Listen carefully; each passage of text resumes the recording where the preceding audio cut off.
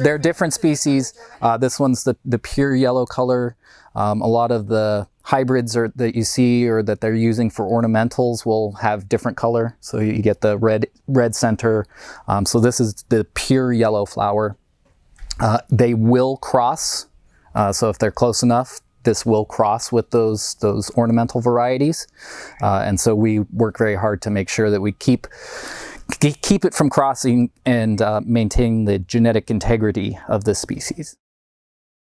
We have a couple of things that are going on in here. A lot of these plants will be planted back out into the wild. So they're getting up to a size where they're going to be more hardy once we put them back into the ground.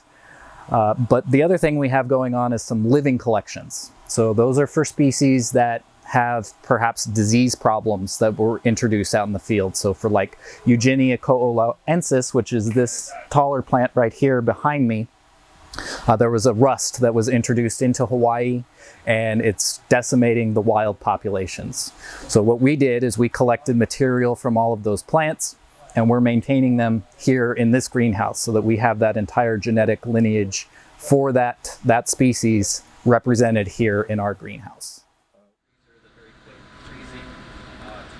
We're propagating some endangered fern species over here. So ferns are a little different in terms of how we grow them. So we have this set up over here and getting those to pop up. And so these, once they get big enough, we would introduce them back out into the wild, into the areas where they were known from historically. So this is Cyanea superba, or haha.